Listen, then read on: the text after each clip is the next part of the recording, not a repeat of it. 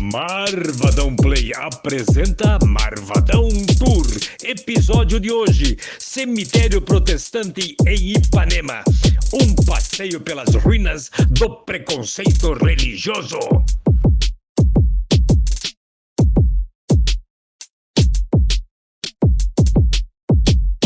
Olá, é o Marvadão Tour numa nova trilha para descobrir coisas antigas da história de Sorocaba. Nós estamos aqui, na verdade, na Flona, Floresta Nacional de Ipanema, da Fazenda Ipanema, do Morro de Araçoiaba, de toda a história que Ipanema significa para a metalurgia brasileira. Afinal de contas, foi por aqui que se instalou a primeira exploração de ferro na América Latina. Nós estamos aqui numa trilha, vamos montar a trilha um pouco, Rodrigo? Uma trilha que chega num lugar bastante visitado e um lugar assim muito curioso, porque na verdade este aqui é um cemitério que foi fundado, montado em 1810 com a aprovação do príncipe regente D. João VI, que veio de Portugal com toda a sua corte em 1808, fugindo lá das guerras napoleônicas, e trouxe para o Brasil várias coisas novas. Abriu os portos brasileiros para o exterior, para melhorar o comércio, montou biblioteca, montou imprensa e tal, e trouxe uma nova mentalidade. Então, este é o cemitério destinado aos funcionários, aos técnicos da Real Fábrica Ipanema, de metalurgia de ferro, produção de ferro, que vinham da Suécia, que vinham da Inglaterra e depois da Alemanha, da Prússia, trabalhar na implantação da fábrica de ferro Real de Ipanema. E morreu alguém em 1811. Morreu alguém, o Jonas, vou até ver o nome aqui para não errar. Jonas, o carpinteiro Jonas Bergman. Ele morreu de tuberculose e não tinha onde enterrar. Por quê? Porque na época não havia presbiterianos no Brasil, não havia protestantes no Brasil. E tudo que era feito era a luz da Igreja Católica, sob o domínio da Igreja Católica, que era poder. Junto com o poder do Estado, a Igreja tinha muita força. Então não podia enterrar alguém presbiteriano num cemitério dedicado a católicos, assim como outras crenças, só católicos. Então, na época, a administração da fábrica fez um pedido ao príncipe regente para que pudesse enterrar e criar um espaço aqui dedicado aos protestantes.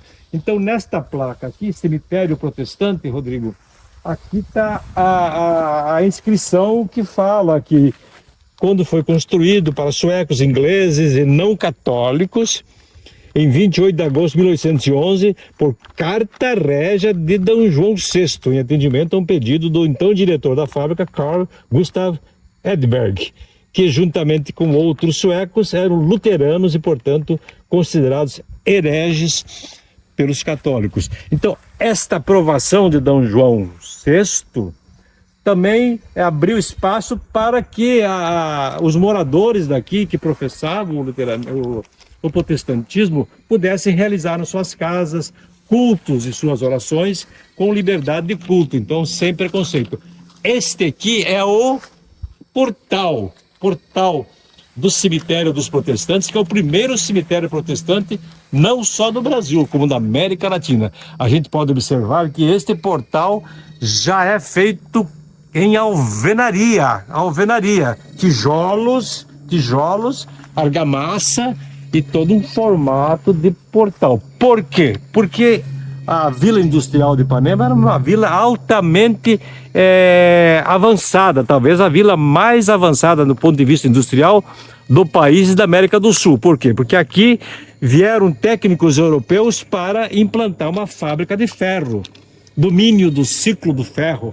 E D. João VI queria, e tanto que apoiou desde o começo a implantação da fábrica de ferro aqui em Ipanema.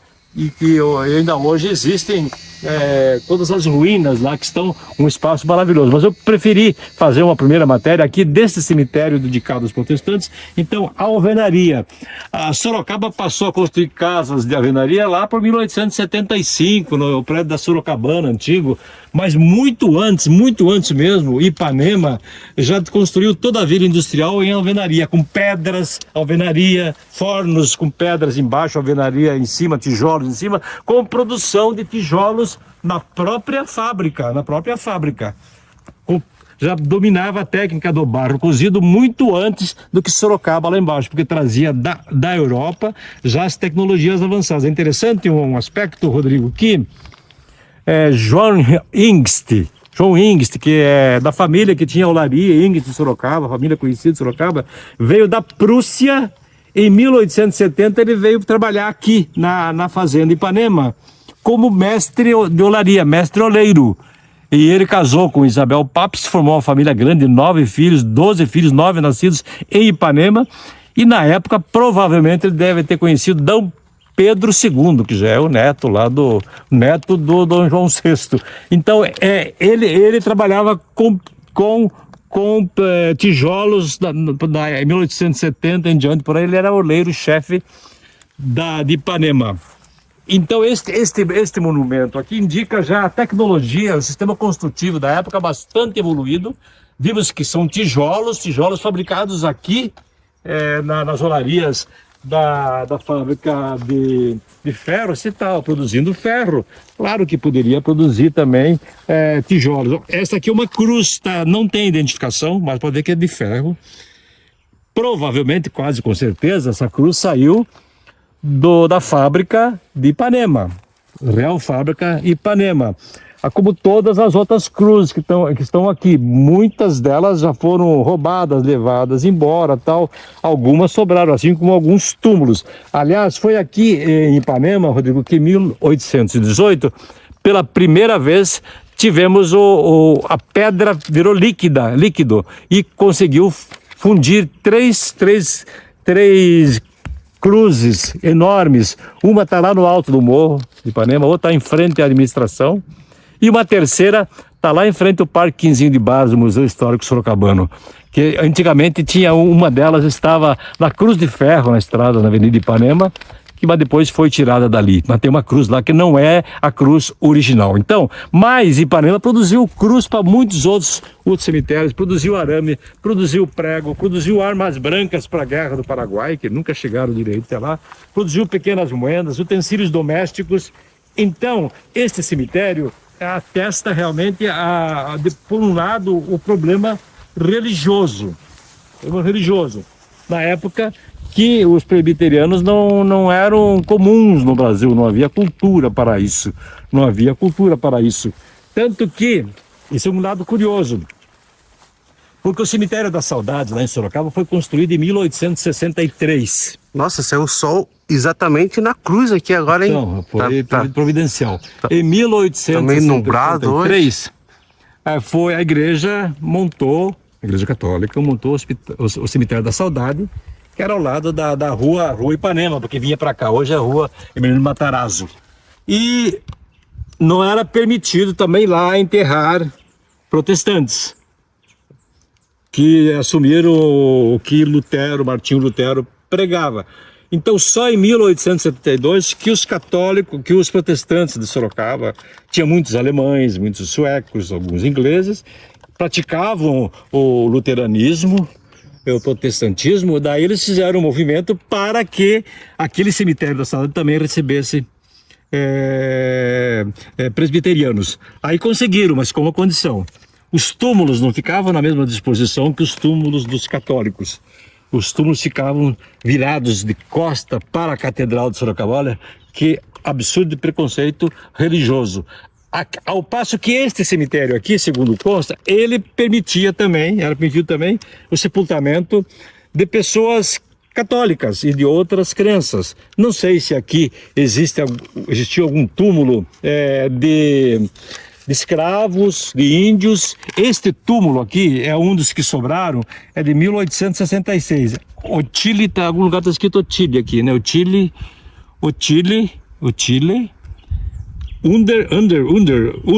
alemão Neumann, de 1866. 1866. E tem um outro túmulo também que eu não estou vendo aqui, que é da Rossini Adelaide, de 1881.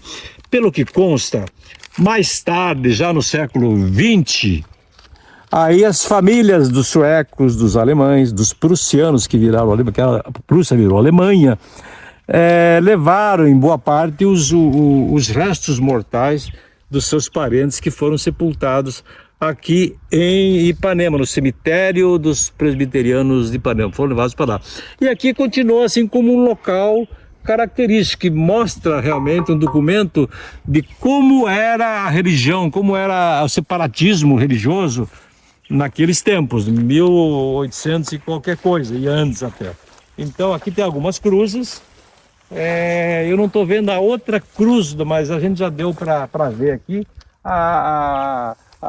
consta que aqui foram enterrados acho que umas 10 pessoas, viu, Rodrigo? Assim que tinha uns 10 sepulturas, 10 cruzes, mas agora temos poucas. Mas ficou aqui esta paisagem, dá uma mirada aqui, ó. Olha como esse portal, portal que é inspirador, né? Vou ficar firme aqui para fazer a capa do vídeo. Perfeito, maravilhoso. Esse portal que é no meio da Mata Atlântica, aqui é a reserva de Mata Atlântica, existe um monte de trilhas aqui. Esta é uma trilha meio que na chegada, por quem vem por Araçoiaba, e este é um portal que está aqui, desafiando o tempo, não se faz nenhuma obra de restauração. Aos poucos, isto aqui vai desaparecendo, e vai desaparecendo. Eu já vi ali embaixo que tem plantação de não sei o que, com as taquarinhas levantadas. Ali embaixo estão plantando algumas coisas, perto da trilha das cigarras, deve ter muitas cigarras aqui fazendo barulho. E este é um local que gosto de ruínas, para mim esse aqui é um prato cheio, porque em cima do que está aqui eu conto outras coisas.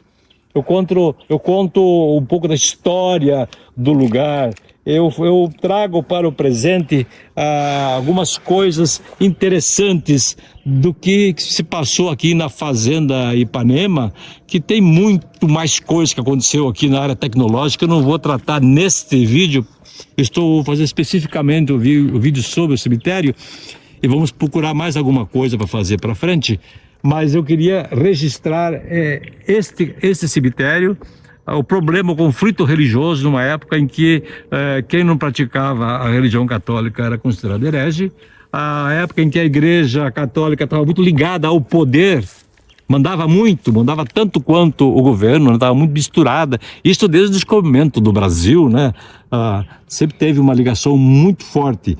E aqui então está esse cemitério, que é característico, que muitas pessoas visitam. Existem muitos vídeos feitos aqui. Eu procurei colocar algumas informações a mais. Eu já falei do reverendo José Manuel Conceição? Já falei, não falei? Não falou. Então, eu comentei com você. Então, o reverendo José Manuel Conceição, que é chamado padre protestante, ele era praticante do protestantismo, mas para frente, no começo ele foi presbítero da Igreja Católica. O tio-avô dele era padre na Catedral de Sorocaba, e daí ele já era presbítero, o capelão, alguma coisa assim, e ele veio prestar serviço ainda para a Igreja Católica aqui na Fazenda Ipanema, onde havia uma comunidade, acho que de uns 20 estrangeiros na época, por aí, não sei.